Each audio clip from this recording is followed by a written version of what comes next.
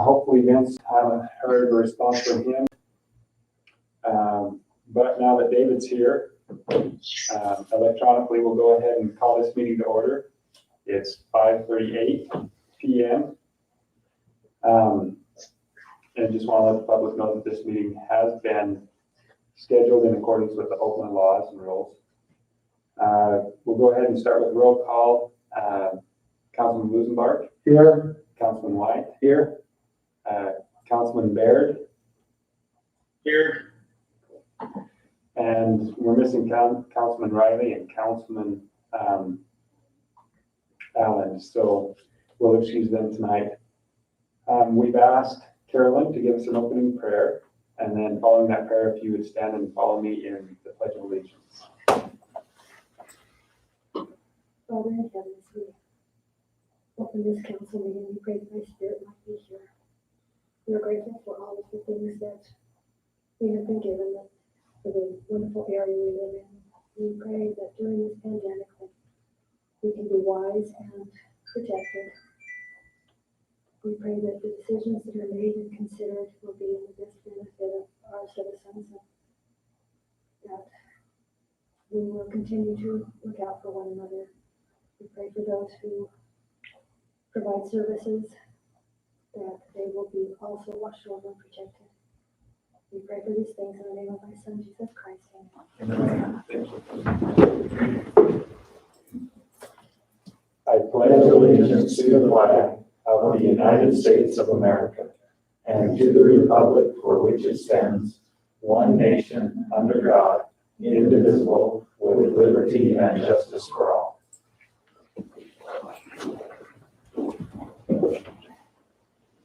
Okay. First things first is approving the minutes from the last meeting.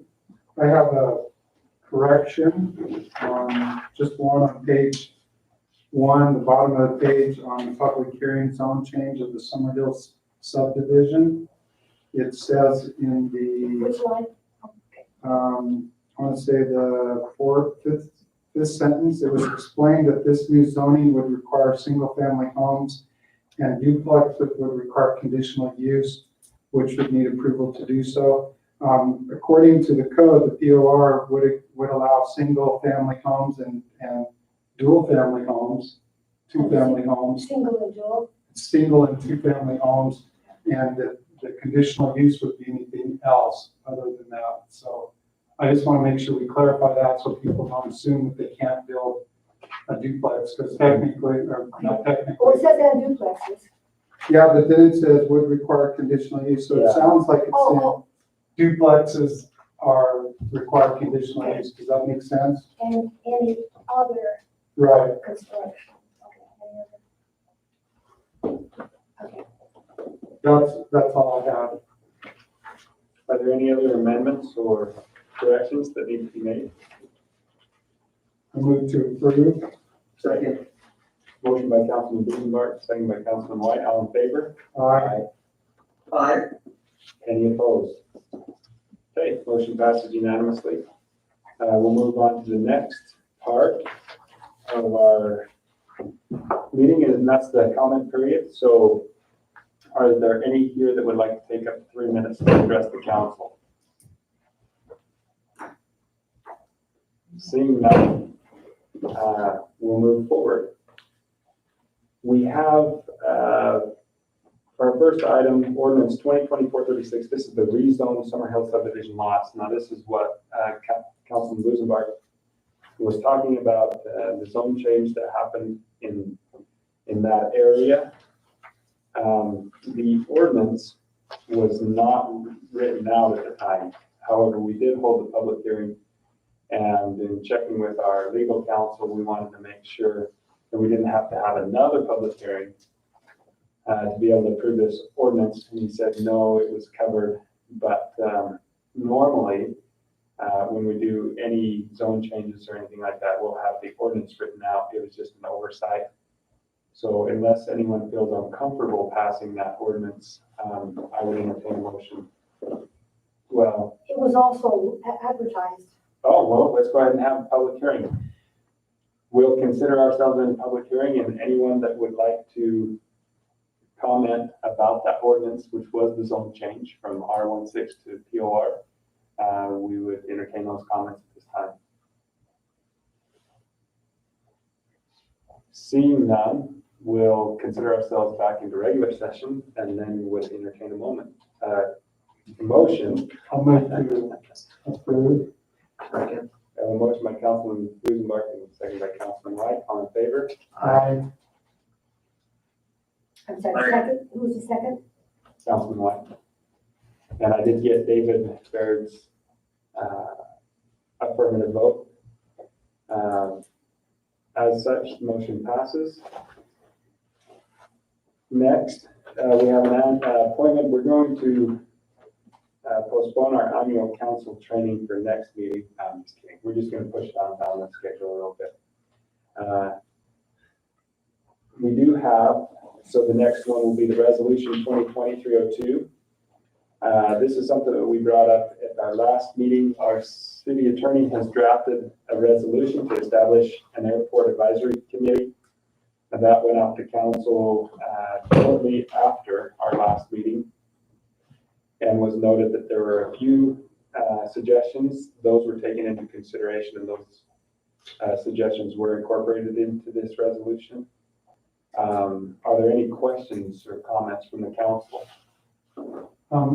Couple of things. One, I was just curious, how often do you think they would need to meet? Like, would it be a monthly or would it be, it talked about it as needed, I think. I was just wondering what you would think they would need.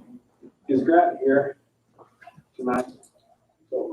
Okay, so he said what we decided is quarterly, a minimum of quarterly, Okay. and then they could meet more often than that, but that was one of the changes that, Was it in here and I just missed it? no, I think he redrafted it, but I don't know if it got. Because I like the idea of at least, I think that's reasonable to at least quarterly if they need more fine, but I don't want them to meet less than quarterly. Right. Because I think even if there's not a lot to discuss, I think it's helpful for them to just be on top of things, so. Absolutely. This will be I assume a paid position. I mean, it's nominal? No, it's just a volunteer Okay. for now, yep. I didn't know if that would be, I was just wondering financially, if that was a cost there. No, it'll be, And the last thing, 7, just because that's what we do like in our planning and zoning and some of our. if you look at the ordinance that was established, that we had an ordinance that had an airport board and that was removed.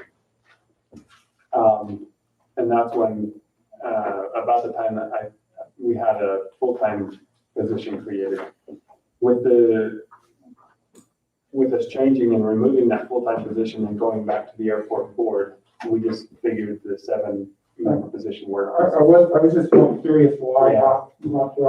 We were stealing from another one. Yeah, and that's perfectly fine. I just know, I talked to Ryan before, and he said planning and zoning, thought was 7, and I Yeah. thought maybe that's part of how we grabbed that. And it's not It a was, huge deal, I'm just curious.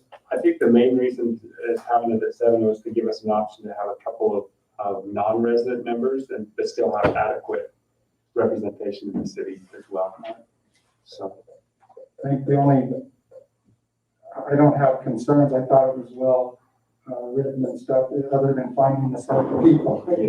A challenge at times, especially if there's not a lot of. well, let's talk about that because I had the same thought and there's nothing that in that resolution that says that we can't have city staff fill some of those positions as well. And we talked about having 1 or 2 members, like somebody from the head of public works being on the committee and some staff also being on the That's committee. actually a good idea, especially if public works might be helping with like the runway, right, and that will. Yeah. Discuss before. Yep. So that was my only concern is 7.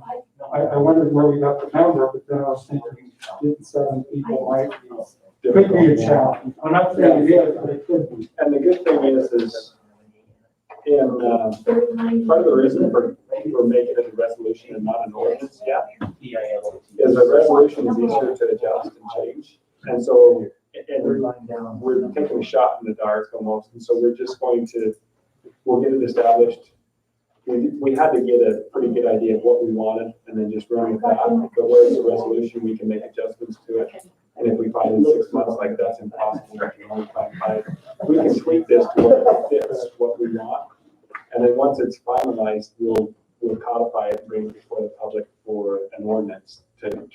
into an ordinance from a resolution. So we're taking a pretty good stab at it right now, and then, as we tweak it and see how it's going to work and function, then we can accept, if it's only 5, then it's 5, or. And Justin mentioned the pilots that was spelled wrong. I brought that up. Okay. So this one must be an older. I think that's probably, you're working on the. Well, this I printed the one that came from Yeah, that, Lee. It's Lee still the same. 71. Is it still the same? That's why. Yeah, it's- I've marked it. Chad, did you have one that was updated with some of those things that we had talked about? I've got one, but I haven't sent it out. Okay. Okay. Do you have that copy with you by chance? I don't, because I Okay. have my computer with me. I can send it first thing in the morning. Okay, not a problem. But he was just questioned, we did go quarterly on the frequency of meetings, correct? Yeah, He was asking about the 7-member, and really, that just came from the old ordinance that had 7, and so we just kind of moved that forward. And then there's a grammatical error just with pilots that need to be changed, and he was wondering why that wasn't changed. yeah. I just gotta send out the updated version. With the number of board members, are you wanting to change that from 7 then? No, my concern was getting 7. If there's not 7 people that, being that it's a volunteer position and managing that, I don't know if there's 7 people that are, I'm not saying there's not, I just don't know. Yeah. And my concern is if we don't get 7, do we need to edit the resolution or what? But we can put a range in there too, if you would rather, whatever numbers you were comfortable with, and we could put no less than and specify a number, or more than and specify a number. I feel comfortable with 5. I would say 5 to 7. I agree with the mayor on that. I would say 5 to 7, if we could maybe adjust that, just because, like I said, my concern, I think there's probably enough people interested in being involved, and if we get maybe the city, person or 2 from the city involved, I think that would be great, but my concern is if we can't find 7, I don't want to I'd rather have it already so we can just keep going and not have to come back and. And we talked about that. Usually we like a committee or a board to be more publicly driven, Right, but this one is a little unique, and we talked about not making a limitation so that staff could fill some of those positions. And even elected officials could fill a position. It's pretty open in the air, so we could have an elected official, 1 or 2 staff fill some of those, and so we. well, in that case, we probably will easily probably be able to get the 7 or fill that, but like I said, I'm just concerned about just making sure we get at least 5. What are you saying, Don? There's not a lot of people interested in flying, or what? No, I just don't know. Personally, I'm not. I know there probably are some, but there may be some that don't have the time to want to commit to, Yeah. I have a question here. Yeah, that's. I've had in the past people concerned about having non-residents serve on city boards, just they didn't feel like, they're not answering to, but, so if we're gonna allow only 5, then still 2 of them could be out of city residents, and I think there would be some people not happy Well, with that. the way it's written also, well, we may need to address that, but we put it, there is no. So some of the boards, we said, yeah, there's no requirement to have out of city people. It just says up to 2, but. But if there were only 5 and you had 2 out of city, you still have to, but, so, I'm not worried about it, but I have had people question me about I'll how. tell you what, you get with those people and say, if you're worried about it, apply, be on that board. But no, I that's think hard. that's a great idea. We can specify in that too, that if there's either probably 5 or 6, that only 1 can be out of the area. If there's 7, then. I think That would be good. accomplish that same thing. I think that's a good point. Yeah. And I know there was concern about that even with our Arts, Parks and Rec committee, but I can tell you, after watching that committee function for, 6 or 8 months, really grateful for the non-members, the non-residents that have contributed as well. And it's been really good. It's been a good thing. But absolutely, we don't want to be outnumbered. Excellent. Any other questions, concerns on that? No, you answered mine, thank you. So, if we're going to have a motion to approve, we need to make, well, first of all, do we have a motion to approve that resolution? I would move to approve the motion with the edits that the Okay, commission would grant. so what, the term limits, not term limits, but the frequency of the meetings? Frequency of the meetings, the correction on pilots, and the 5 to 7 with the one resident, one non-resident, if it's 5 to 6, 2 if it's 7. Did you get all that, Carolyn?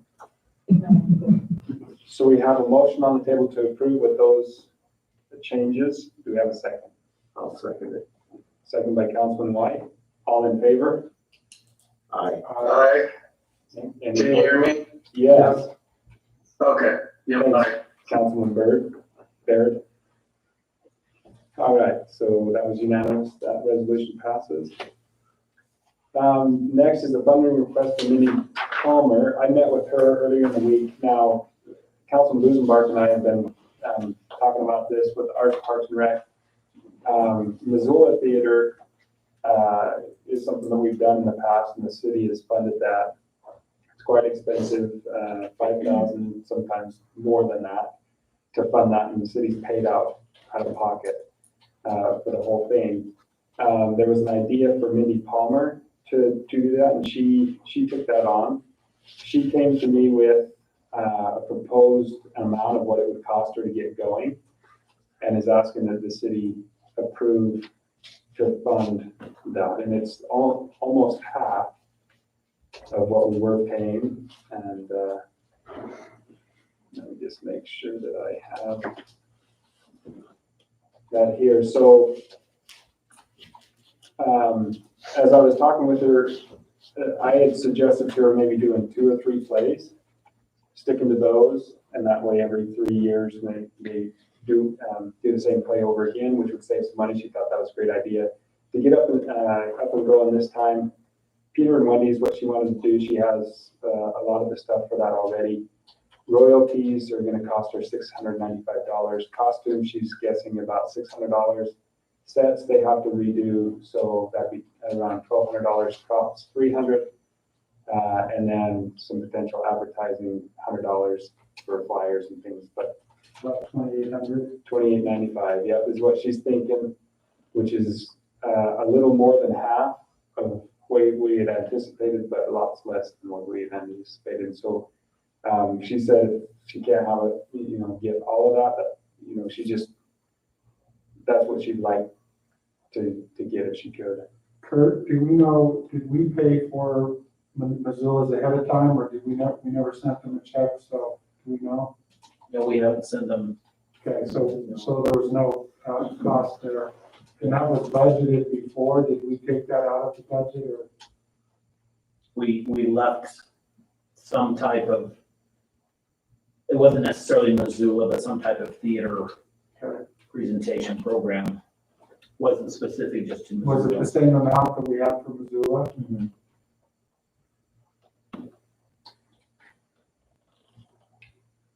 Any other questions on that? I would think the first year would probably be a little more expensive just to get started, and then if she keeps that play, obviously, probably the first 3 years will be a little more, but then when she goes back to the other, she already has some of the stuff, and she keeps it, that's the thing, is we'd encourage her to keep that or store it somewhere. And I think she's committed to do that. We just need to make sure we follow up with her through those Right. Parks and Rec meetings. And And we talked to her about, obviously next year, we're hoping not to deal with the pandemic, but for this year, we should be doing some sort of COVID precautions, just, I think she is, and I got a text from her today. She said, we had 102 children audition yesterday. So, we are putting them all in the show. We are also crossing our fingers that this group will stay COVID-free. Let me know if you need help with anything. Anyway, so I guess the best we could do is just recommend she visit with Tri-County and make sure that you know. I she's can actually answer that for you. She Yeah. is requiring masks for everyone who participates. Oh, All cool. children who participate will be wearing masks.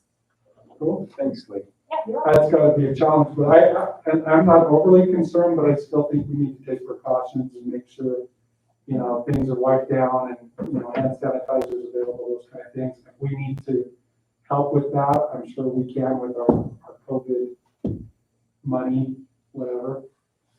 I would just make sure she's aware of that. 102 is awesome, because usually with Missoula's, we get about 60, I think. Yeah. And it's almost twice as much for 60, so I think that's great. Just so that everybody knows what I'm doing, David Barrett asked for a copy of the purchase order, so I'm gonna text him a copy of the purchase order, so he's seen. Yeah, I think it's a good deal too, with everything, and the other thing I like about her doing it versus somebody from out of state coming in, or not out of state, but out of town coming and doing it, is that then she's connecting and building relationships with those younger kids as they move on up into the junior high and high Well, and school. I always believe money staying here is gonna help us more than money going out, right? I mean, if we're spending in town, that's gonna stay in town, right, for the most part. So, I mean, obviously, we gotta pay for some things out, but as much as we can keep it in town. Absolutely. Any other questions or concerns on that? Seeing none, would entertain a motion. Move to approve the 2895. Okay, I'll second that. I have a motion from Councilman White and second by Councilman Busenbark. All in favor? Aye. Okay. Motion passes unanimously. Our next item is annual council training. Lucky's, Hey, did you get us the condensed version, like the? No, I'm just kidding. maybe. I'm gonna give you a really quick and dirty social media training first. So Perfect. I know it's everyone's favorite topic. So we're gonna talk about some of the ways that social media impacts you as elected officials, specifically if you're using a social media account to conduct any kind of business. I know the mayor has one, yes. I don't have one, so can I go? Sorry, I'm just teasing. Go ahead. Sorry, but we'll try to move through this quickly. Can you go to the next one for me? Okay, so just the basics of what we're gonna talk about. And this is why it matters to you. Social media is considered a public forum. Social media posts, comments, messages, etc., they're considered part of the public record. And any account that you are using to discuss official city business is subject to public record laws. So we're going to dig into each of these a little bit more. We can go to the next one. So public forums and the First Amendment, this is why this stuff matters. And talking about this, a public forum is protected under the First Amendment, and so certain things are required. There are different types of public forums. You have traditional public forums where you have almost no ability to regulate anything that is said there. It's like a street corner or a sidewalk. You cannot control what people are doing in that space. And then you have limited public forums, where as an entity, you have a bit more ability to regulate some of the things that are coming up there. So social media is considered a limited public forum. It's expected that as an entity, you have a bit more ability to control what's coming in that space. We can impose some restrictions because we are a limited public forum when you're using social media, but those restrictions must be unbiased. We can't allow some viewpoints to come through and mute others. All viewpoints are allowed. It's mostly content restrictions, which is the next thing. So social media platforms, anyone that you're using will have built-in content restrictions, which is wonderful and has saved us a lot of headache in even just the last few months. With everything politically that's been going on, we've had some fairly nasty things come through social media that luckily were caught in a filter. So they never made it to a place where they were visible by anyone in the public. The only person who saw that stuff was me. Thank goodness, because some of it was shameful. Shame on our community for some of the things that were said on social media, but they were caught in the filter. The problem is the filter won't catch everything. Some things are going to make it through. You have people who know how to manipulate the spelling of a word or a phrase so that it won't get caught. Maybe you just have someone who doesn't know how to spell, and so it doesn't get caught in the filter, right? Which is why a user agreement is very important, which is something that we're already working on as the city. We're establishing an agreement of what we expect from people who are interacting with us on social media. And we're making it very clear on our social media accounts that if they're interacting with us, we expect them to follow this set of rules. And if they don't, there's this set of actions that we will take against them. Okay, so the second part, or the last part of this, blocking users or restricting access. This, this kind of sucks. So there is a legal precedent that has been established that blocking a user on an official government social media account is a violation of their constitutionally protected right to interact in a designated public forum. So if you have someone who is causing a lot of problems on social media and you block them, there have already been lawsuits against cities, against individuals, that these people filing the suits have won, stating that it was a violation of their constitutional rights for them to be blocked from accessing a public page, which is the other part of why we need a user agreement. Because what that establishes for us are the rules and the circumstances under which we can block and remove someone. Okay, next one. Okay, so the next part of this, social media as public record. Anything that we post on an official social media account, this applies to me with like the big, like speaking for Roosevelt City, and it will apply to each of you if you are posting any city business on an account. Anything that gets posted that is official as a city viewpoint is public record. It doesn't matter what kind of content it is. It doesn't matter what device you use to create it. It doesn't matter whether you're sitting in the office or sitting on your couch at home, which I often am when posting to the city's page, right? So it's all public record, which means that it is subject to grammar request. If someone asks for it, you have to furnish it. And the second part of this, any official account or an account used to conduct official business is subject to grammar. We go to the next one. So we're going to So what do she's that. saying is don't do any official, just on your own personal ones, like even your elected official ones, just don't conduct any official business. Basically, yes. No, that literally is what I'm saying to you. Because, so the question has come up in social media legislation about are personal accounts subject to grammar request? Are they grammable? And the answer is if you have discussed anything official related to your position within the city, yes. So what that means is that like the mayor has a page where he posts as the mayor of Roosevelt City. That is an official account, public record, subject to grammar. However, if you get onto your personal account and start posting about city business, posting about laws or about meetings or whatever, that is now an official account. Maybe. There is legal precedent that that's the case. So the best course of action here is that you're better safe than sorry. If it is city business, it's public record. So make sure that it is not attached to an account that you don't want people to grammar request. In 2017 in Portland, Oregon, there was a city council member who was posting official city stuff on his personal page, and a member of the community was able to grammar request all of his personal Facebook messages because the courts ruled that because he was using that account for official business, it was public record, and he had to furnish them. And so that could contain anything. Maybe you're exchanging photos of your grandkids, and all of that stuff becomes public record if you're using it for official business. So don't do that. That's my advice. Don't do it. You go to the next one. Okay. So this is the part this is done. I'll tell you this now. So social media and how it applies to open public meetings laws. Social media communication can run afoul of open meeting laws, and there is some legal precedence for this as well. If you have, for example, multiple officials commenting on the same Facebook post about a city issue, and that constitutes a majority of the body, then that could be considered a violation of an open public meeting, which is insane. The other part of this is that there was a case in 2013, Bland versus Roberts, where it was determined that liking a post is considered government speech. So if, as Roosevelt City, I get on and I like a picture of a kitten, that is official Roosevelt City's endorsement of kittens, right? It's government speech. Don't So- like anybody's posts. I don't. As Roosevelt City, I never do. Heaven forbid, right?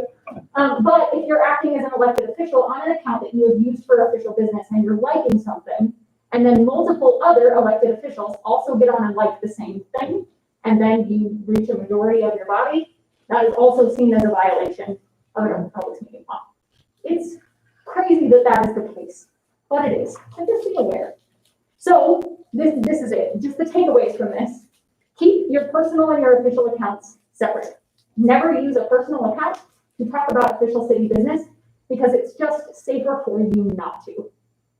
Keep all of your official accounts public.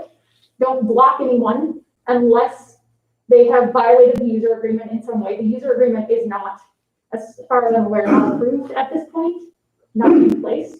Well, the user agreement is more policy than, but, Yes, the other thing too is we'll need to, there's gotta be a way that the public can read that user agreement. yes, If they, so any of us, that have our official accounts that we're using as officials for the city, we'll wanna make sure that we post this user agreement Mhm. on our account also, so that people can see, that we're taking liberty to restrict and block based on these things. And so I don't know that we were going to bring it to public. Were we, Ryan, when we talked about that? Or was that just something that you guys were gonna put in place? I think it's just an internal policy. That's what I was thinking. But my recommendation for that would be exactly that. That if you are using an official Facebook account, and I know that the two of you are not, but if you decide to at any point, you will want to, we talked about posting the user agreement on our website and then posting on any official Roosevelt City account. That anyone who interacts with our page in any way, that means liking, sharing, commenting, messaging, any kind of interaction with us online, makes them subject to the user agreement, which can be viewed at this link on our website in full. Oh, And then they are automatically subject to the user agreement, and if they violate it, we have the ability to take action, which are the only circumstances under which we can block people without violating their constitutionally protected rights. So that's I guess I great. jumped the gun on you. I didn't. No, see that's that. okay. That's totally okay. And the last thing is just I would advise you to avoid having online conversations with your fellow elected officials. And this is just, like, please be aware that this is not meant to regulate what you post online. Post whatever you want, express your political views, do whatever you want. Just be aware that these are the laws that apply.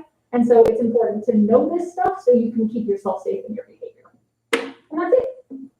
I'm just going off the grid. That's the He's gonna turn into the next rotary phone, now I'm gonna get the old. Trump 2.0. Get down on Twitter. Yeah, Goodness gracious. I shouldn't have said that. oh, good. Thank you, Lee. Yeah. What about open, you want to do this video? Yeah, come on. Yes, do you want to do your open training now? Yeah. Yeah, let's do it. Let's do it.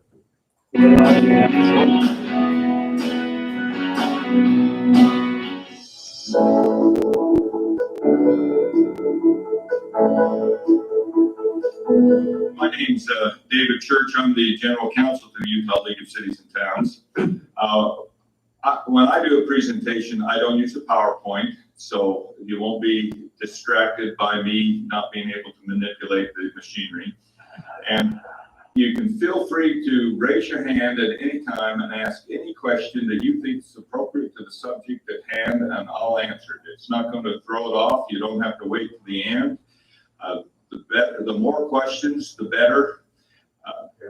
I know lots of you have questions, and I would really appreciate it if you do have them, that you ask them.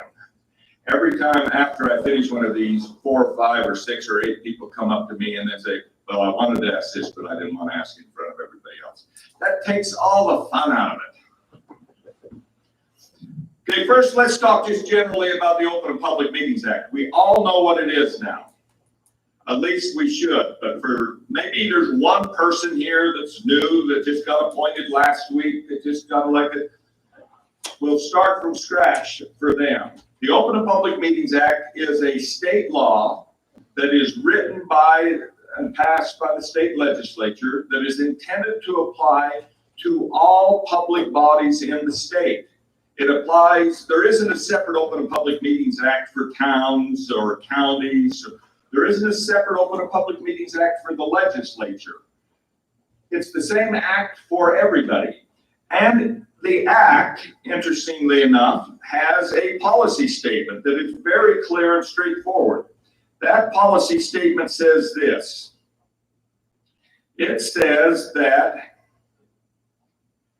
It is the intent of the legislature that the state and its political subdivisions exist to aid in the conduct of the people's business, and that they are to take their actions openly and their deliberations are to be conducted openly. Very straightforward, very clear. It's the intent of the legislature that we deliberate openly and we take our actions openly. Let me just say, this is so important to the legislature that they put it right at the start of the act. They even put in the act that there's the potential for criminal penalties if we violate the act. It's so important to the legislature that they don't bother to apply it to themselves. In 2015, I was looking at a newspaper articles yesterday about the legislative session, and then got passed in the back of the legislative session. And you remember in 2015 when the big issue in the state was Medicaid expansion, you know, the Obamacare. The legislature's considering it. There's a quote in the newspaper on the healthcare debate of 2015 from our Speaker Hughes. He said, he's quoted as saying, the Draper Republican, meaning the Speaker, said a private discussion was merited, given the plan's potentially wide-ranging effect for years to come. We can't do this in a fish tank, Hughes said, highlighting concerns that public scrutiny might hamper an honest and open debate. In 2017, when they're talking about tax reform, the newspaper article says, tax reform, the most debated issue at the 2017 legislature, never even had a public hearing after closed-door negotiations among Republicans failed to produce an agreement on a plan that included restoring the sales tax on food. Their work was largely carried out behind the scenes and debated in closed-door House and Senate Republican caucus meetings. Democrats were briefed on the proposal but did not participate in the discussions. That's the unfairness of the world in which we live. We're subject to the Open Public Meetings Act, and we're required to deliberate and debate openly. We're not given the same opportunities that the legislature has given themselves, that when we have tough issues or difficult discussions, to deliberate and debate in closed session. We don't get to take closed straw polls on the tough issues and decide whether or not we're going to bring it forward for a final vote. We don't get to hold a closed discussion and avoid, as Speaker Hughes says, the fish tank. They can't do it in a fish tank. We're expected to. So let me tell you why and how it works and how it applies. First, the policy and purpose is that our decisions and our deliberations have to be taken openly. It applies to every public body, and it applies to every meeting of a public body. The first thing you need to understand is, what is a public body? Public body is defined in the Act to be any body that's been officially created by some official action like an ordinance, a constitution, the legislature, that consists of 2 or more persons, that has the power, that's supported by public funds, and has been given even a little bit of power, that has the power to make a public decision or give advice on a public decision. So clearly all of our city and town councils are public bodies. They're created by statute. They have more than 2 people, 2 or more people. Clearly all of our planning commissions are public bodies. They're created by your local ordinance. They consist of 2 or more persons. Although interestingly, in theory, you could have a planning commission of 1 person. The statute says on planning commissions, this drives the planners nuts, by the way, when I suggest this. It's my goal in life before I quit, to create one of these. The statute says we can designate the number of our planning commissioners by ordinance. I just want somebody sometime to say, our planning commission consists of 1 member. That way we never have to hold a public meeting, we get our decisions done quicker. But no one's taken me up on that yet. But clearly those are public bodies. If you create a committee officially, a commission, an advisory panel, and you officially create it by resolution or ordinance, and you support it with public funds, and you give them some level of authority, it is a public body and will be subject to the Open and Public Meetings Act. So those of you who have standing historic committees, if you have a cemetery advisory committee, if you have the golf course advisory committee, the town days committee, and it's official, it was created by some ordinance or resolution, and you give them some power to make a decision and you support them with public money, they have to comply with the Open and Public Meetings Act. Now, the reason why the legislature gets to deliberate and decide the way they do is they have defined in the act that public body does not include a political caucus. So at the legislative level, they just said, everybody's a public body except when we meet as a political caucus, and then we're not a public body and we can do it in private if we want. There's no opportunity for those of you in this room to do it that way. I don't think there's a city in the state anymore that runs a partisan political election, although it's still in state law, unless they've taken it out this year, was the option for cities of less than the second class to run partisan elections. But the last city I knew that did that was Ephraim, and I think they gave that up long ago.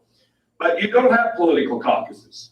You can't just divide and say, we're going into caucus, we're going into the political party caucus, we're going to decide what we're going to do, then come out. Nor do I think you should. I think it's good public policy to deliberate and debate in public. I think the public ought to know, for example, on the 2017 tax reform, which legislators were in favor of taking the sales tax off food, which legislators were in favor of putting the sales tax back on food. They didn't think that was important for us to know. They wanted to know, do we have a majority? If we have a majority, we'll bring it out and vote on it. If we can't decide amongst ourselves, we won't bring it out and vote. Okay, we know what a public body then is. The next question is, yes, his question is, we have a closed session when we're considering certain contracts. How does that fit? I'll talk about that in a minute, but let me just say there is a possibility of closed sessions. I'm worried when you say certain contracts. It depends on the subject matter of it, but if I don't cover it, remind me when we get there. The next question we always need to answer once we know what a public body is the definition of meeting. This is where people get into trouble and where there's there can be some conflict and controversy. How do we know when we're meeting? Meeting is defined as the convening of the public body. Somebody has called it together by somebody who has the authority to convene it for the purposes for which the public body has been created and in which a quorum is present. There is not a meeting unless you're convened for your purpose and a quorum is present. Now, all the time I get the question, well, was it a meeting of Ephraim City Council or whatever city council or the North Salt Lake City Council when we came to the League of Cities and Towns Convention? I see a quorum of the North Salt Lake City Council present here. Is it their meeting? My answer to that is no, they weren't convened as the North Salt Lake City Council. It's the meeting of the Utah League of Cities and Towns. There may be 3 members of the North Salt Lake City Council here present. It may be a quorum of the North Salt Lake City Council, but they weren't convened to meet here as the North Salt Lake City Council. It's somebody else's meeting. So if you're convened, if there's a quorum, it could be a meeting. What is a quorum? A quorum is defined in the state statute as a majority of the governing body unless there's a statute or rule that defines it otherwise. Your quorum for your city and town councils is defined by state law. Your quorum, if you're in a city that has under the 6-member form of government, mayor and 5 council members, your quorum is 3 council members. Your mayor and 2 is not a quorum. 3 council members without the mayor is a quorum. If you're in a town that has or Harriman City that has the 5-member council form of government, you've got a mayor and 4 council members, your quorum is any of those 3. The mayor and 2 is a quorum. 3 council members without the mayor is a quorum. Any 3 in the 5-member council form is a quorum. Some of the larger cities have the 7-member council form of government. The quorum in that is 4. So you've got 4, you're in a quorum, you could be in a meeting. Any questions about what a meeting is and quorum for you? For your planning commissions, your quorum is going to be established either by your ordinance that creates it or your rules of procedure, or if there is none, it's a majority of your planning commission. Yes, sir. So his question was on a board, does the chair count towards the quorum and can he vote? If the board has been created by some ordinance or statute and it defines quorum, then you would look to that definition. If there is no definition, then it is a majority of the members of the public body, which would include counting the chairman. Whether the chairman can vote or not vote depends on your rules of procedure for your particular board that have either set by statute or adopted.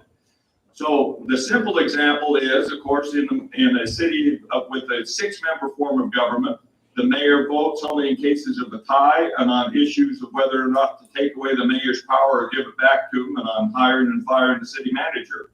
In a 5-member council form of government, the mayor votes on every issue. In the mayor council form of government, the strong form that Salt Lake has, the mayor doesn't sit as a member of the council. The mayor doesn't have a vote on the council. The mayor has a veto. So it depends. The mayor's role, the mayor's vote depends on how you're set up, but the mayor's participation, or the chair is definitely a member of the public body, and without other statute saying so, would count towards the quorum because the majority of the board is the quorum by default. Any other questions on quorum? Yes. Her question is 3 city council members at a non-city function social gathering and they begin to speak about a city topic. Excellent question. One of the exceptions to the meeting definition is chance get-togethers or purely social occasions. Those are defined out of being a meeting. So a purely social occasion where you're all there, which city are you from? Millville. They're all in the same Relief Society presidency. You can't get a man to run for office in Millville anymore. She's been very kind about that. And it's, there's only one ward interested in local government. It is not a meeting if you just get together for some other purpose or some social occasion or something like that. But if you then take the opportunity to start talking about city business, you're on the slippery slope. You're on dangerous ground because the purpose and the intent of the legislation is that we take our decisions openly and we deliberate openly. If you find yourself deliberating, you're close to cheating. You're caucusing, like the Republicans do to make tough decisions. You're just caucusing in a better location when you do it at the Christmas dinner. Any other questions? Yes. Okay, email. Can you convene via email? Electronic meetings are possible under the Act. So it is in theory possible to be convened in a meeting even if none of you are in the same room. It is also possible to deliberate and decide via email. So it is possible to cheat via email. But I cannot say that you emailing all members of the council with your position violates the Open Public Meetings Act, because it doesn't.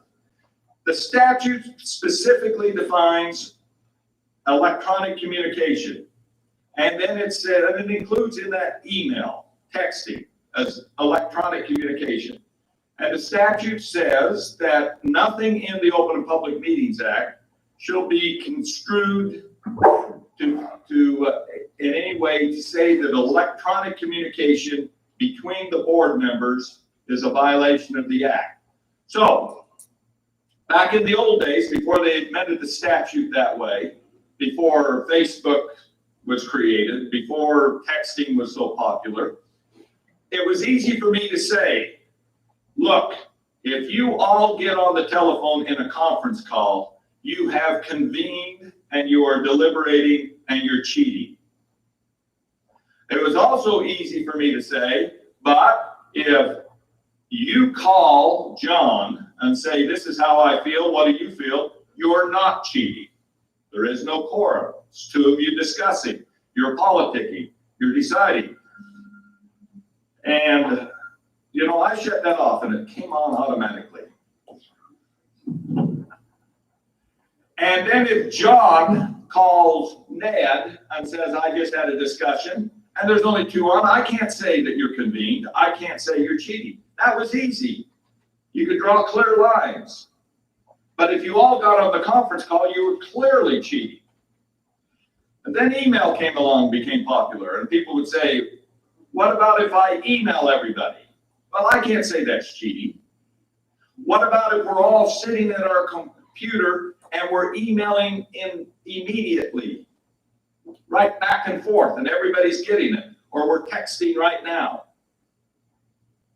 I used to keep trained that appears to me to be absolutely a meeting and that you're deliberating and deciding.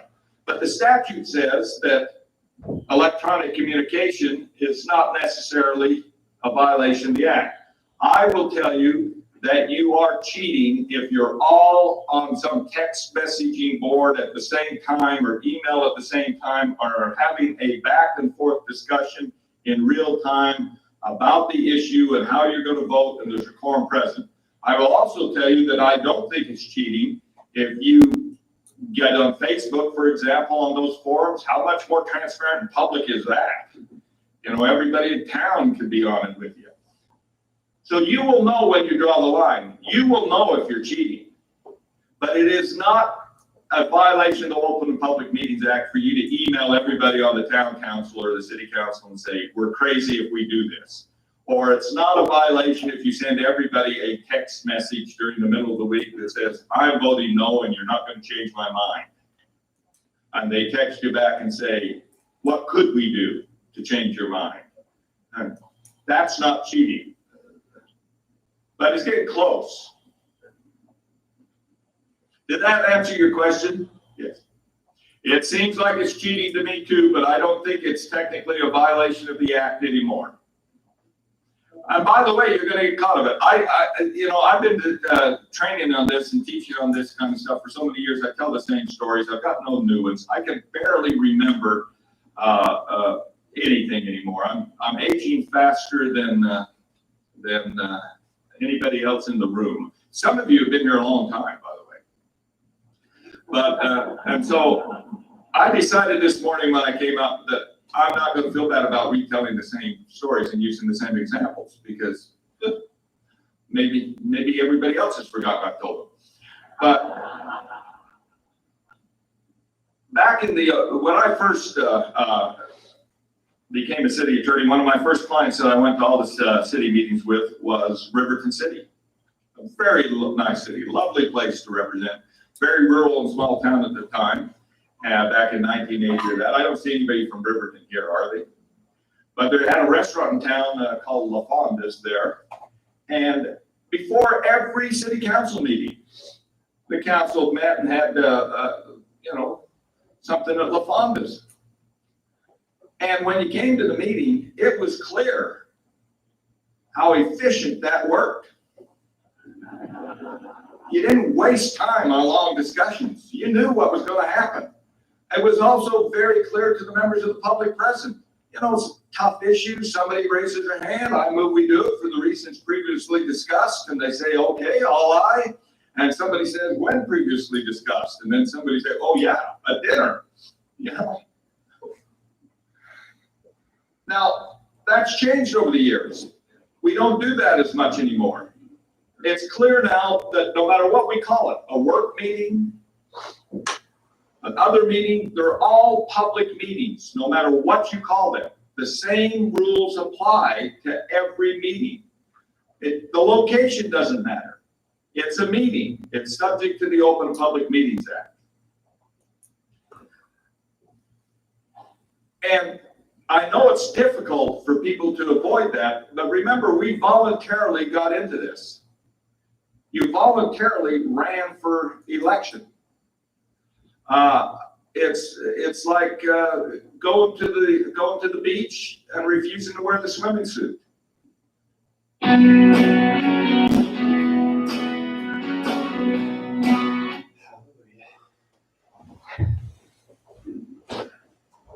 That was excellent training. Anything to add, Lee? No. Okay. Any questions on that? Don't cheat. We had purchase orders go down. Do you have a? I have, I meant to ask, I asked already on the 2 vehicles, and Ryan explained that normally we get 4 with the leasing. Said we were able to that helped us out, and then we're getting 2, one for the police and one for the public works, and we'll trade in the others. And he thought that was probably a little high, but on that. But I was going to ask on the installation of sliding doors. What's that? What is that about? So, I know it's out of the CARES Act, so. yeah, that's that COVID money that we have. So there's gonna be some projects that you may see that we're trying to do as far as upgrading the building to be safer and things that will be covered under that COVID money. So sliding door was one of them. We were trying to go touchless, so we don't have to touch anything, and it's cleaner that way, and we should be doing that anyway, right? So that's one of the projects. We actually have a few more that are smaller, like glass windows that's going to be put up, touchless on the toilets and urinals and stuff. That way we don't have to touch anything there. And then also lighting, we're going to make it so it's automatic. So you'll see a few things, but this is probably our biggest item that would be on the checklist. So And where are those doors? Is it just the front it'll be door? the front doors, and it'll be for both. So it'll actually be 2 sliding doors, Cool. double there. I appreciate that information. I was just curious. I saw that and I meant to ask. Dustin, what you said. Okay, and I sent a copy to, Does Dave have to come in and sign it, or? he said he'd come in tomorrow and sign it. Dave, do you have any questions on those purchases? No, I don't. Can you hear me? Yep. I don't have anything. Okay, thank you. Seeing no other questions, would entertain a motion on that. Move to approve. I'll second. Councilman White to approve and Councilman Muhlenberg as a second. All in favor? Aye. Aye. It's unanimous. Unanimous, so motion passes. Do we have any reports? Councilman Muhlenberg, we'll start with you. Do you have anything for us? I went to the last park rec meeting and just want to congratulate Lee on the letter out in support of the city kind of coordinating the UBIC efforts, since UBIC was canceled, but there are people that want to do stuff. I appreciated Lee's efforts. Have you had many responses? No, No, I didn't think we. not many. That's okay, That's but at okay, least yeah. we're helping coordinate facilities, and I think that was important. It was, I think there was a couple other things, but at the Parks and Rec, I don't remember. It seems like we didn't have a quorum to start with, and it was, and so they. We had a lot of people in attendance, but Yeah, most of them were. right. So, and I know you were there, Mayor, and I appreciated you being there always to keep tabs on that, and I just appreciate the work they're doing there. I didn't feel like there was a ton on this particular meeting, parts because there was a lot of people there, and there was some questions. The one about the Missoula, that's why I asked her, because that was brought up at the meeting, and so I wanted to bring that up.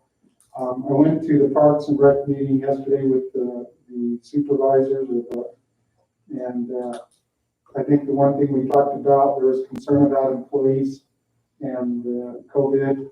And I made a recommendation. I know I probably don't have to or shouldn't probably, but that they look at getting the temperature guns, whatever they are, the temperature things that are touchless, that you can just point and get that, and maybe they could check employees periodically. I know they have some employees home that are not able to come in because either they were exposed or have someone in the family has it or something. And so that was addressed, and we do have COVID money to use for stuff like that, so we recommended that. But I think that the supervisor's doing a great job in trying to keep the facilities up and running and available. I know they have softball going, it's about over. I know that the Roosevelt City football wants to get started here and is asking about using facilities. I know that the cemeteries have a hard time doing the best they can keeping the lawn screen with the heat, and they're trying to keep the water to a minimum, but they also want to keep it green, and that's always a challenge. But overall, I thought they were doing good. I mentioned I appreciated the paper talking about the golf course, one of their fundraisers, how much they had raised. I said, that's the stuff we need people to see, because I know there are people that are anti the golf course or don't understand the value. And there's a lot of fundraisers, a lot of groups pay their whole season, are able to fund the whole season from those fundraisers. And we have UB Tech that uses it, Utah State, we have the hospital, Strata, not to mention that some of the groups at the high school and others, and there's a lot of money that comes through that helps the community. So I think it's a good thing, and I just appreciated that being in the paper. So I think that's all I can think of off the top of my head. The only other thing I was thinking of on with the Parks and Rec is the, probably as we speak, the Frisbee golf. Oh, yeah. Going right now. I forgot they mentioned that yesterday. Thank you. I had a comment from someone that they were excited about that. That's good. They're doing a great job. Dustin, do you have anything for us? I don't have anything tonight. Councilman Baird, do you have anything for us? No, I don't have anything to report. Thank you. I really don't have anything else other than what's already been said. So with that, we'll go to our city manager's report. Okay, I'll make it short. I just want to update you guys with the projects that are currently going on. First one, the airport, we are going down the punch list. Kimberly at JUB's been helping us out very well, keeping them on their toes. Probably about another week. We got scheduled for the 28th or 29th to actually do a walkthrough. And so we'll have some of our guys and whoever else is involved. Will you let me and Vince know where we're assigned to that? I can do that. To go and look at that as well. Yeah, so there'll be a few things that we can't pass off, like the mulching and the seeding. Obviously, we're doing that in the fall. And so, but anyway, hopefully, cross your fingers, we'll have most of it done by next week. So with the 500 East project, you've probably heard that it's shut down for a short period of time. There was some issues with some COVID cases, so we had to shut down the project until everybody was in the clear to go. So we're planning on, if the results come back, everything looks good, on either tomorrow or Thursday at best. So we'll be back on that project. And I did text you about that certain citizen that was concerned about some of that. Were we able to get him taken care of until they get back on that, or they? Yes, I called him and talked to him about it and texted him also. That will be the second item they work on. This is driveway. The first one's obviously a water leak. It's still leaking right now, so we gotta address it first. Then you head there. And then we'll just be starting up our project, our streets maintenance project this year. You guys just pass it on your POs for Jones and the Mill to start that process. So if you start to see us out on the streets to get ready for chipping and stuff, that's what that's about, so. And then to bounce a little bit off of what Boo's already said, we covered quite a bit there, so I don't have to do as much. I appreciate that. No, you're good. To add to what he said on taking temperatures of employees, we're gonna start doing screening processes every morning. The department heads are gonna have their own kit, I guess you'd call it, to go through their employees and make sure they're not running temperatures, and if they are, they've gotta leave and get checked on. So we're gonna keep a closer eye on it, and hopefully we can keep it out of our facilities, but we're doing the best we can. So other than that, that's all I have, so. Okay. We do have a reason to go into closed session for litigation. That's why Grant's here with us tonight. And so unless we have anything else, I'm sorry, I had just 3 minor things, I apologize. I know I talked a lot. We talked about having something in the fall with the, we don't have to talk about it now, but we probably need to get it at least by the next meeting, put it on there. how do we feel about that with the COVID and everything? I don't mind pushing it back if we're worried about the COVID, but I would like to, I think it would be nice to do something. I agree. Am I the only old one here now? No.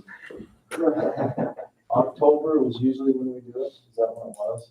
So October is traditionally is the time that we did it. Can we put it on the agenda for next time just to discuss and we'll see where we're at?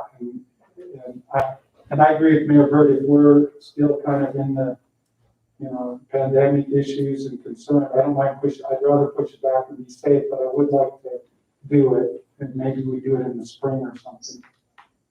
I think, to me, it sounds like a lot of fun. I think it'd be great. I would like to meet more of the employees in the city, and let them meet me as well, for those that don't know me. I know I'm famous in my own mind, but that's another. So, the other thing is for Dave. We talked a couple months ago about recycling. I think you were supposed to get some information to Ryan to follow up on that.